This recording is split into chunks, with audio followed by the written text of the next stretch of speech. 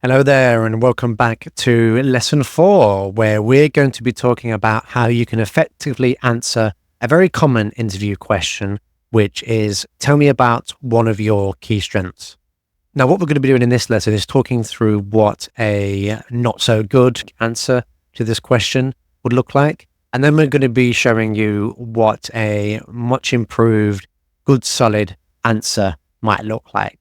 Now, with these answers, you can certainly apply this structure to a variety of different common interview questions for sure. Now, you're probably going to look at the unoriginal answer in just a second and think, well, surely no candidate would ever respond like that. But it can happen, especially when they are being caught out or they get asked a question that they're just not expecting. So firstly, let's look at what a unoriginal answer would look like. All right, so you've been asked that question. Tell me about one of your key strengths. And in this case, a unoriginal answer would be, I believe I have strong communication skills and feel like I'm a good team player. Now that is unoriginal, uninspired. It's not really elaborated too much or gone into any detail. Strong communication skills and I'm a good team player. That's a very sort of common answer as well. And it's sort of showing lack of critical thinking, really. Also, it's not linking back why strong communication skills and being a good team player would be relevant for this position in the first place.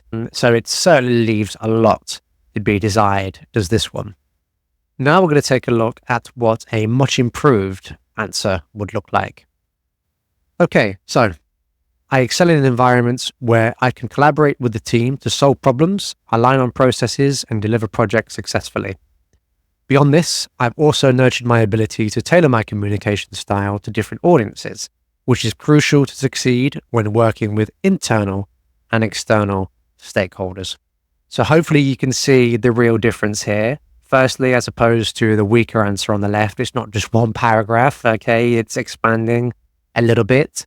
Also, you'll notice in the first sentence there, it's mentioned 3 things, okay, which is collaborating with the team to solve problems, align on processes 2, and then deliver projects successfully 3. Now, this trio effect, it's been well researched that when you use 3 descriptions as opposed to just 1 or 2, that can really amplify the effect of the point you're trying to make. And also, it's not just giving the basic phrase, I have good communication skills, a general statement. It's showing what that would look like and merging it into the team play aspect. So you've been asked about one of your key strengths, but then you have merged the 2 together very nicely here and thought about the implications.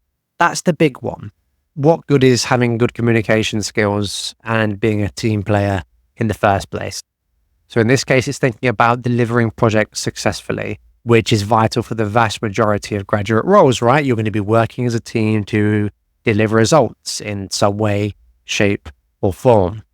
Also, again, the second sentence is talking about their ability to tailor their communication style. So going into the granular detail here, guys, that's what it's about. Not just making a general statement, but going into the detail about what good communication looks like, which is tailoring to different audiences, and then the implication of that, the value, which is being able to succeed when working with internal and external stakeholders.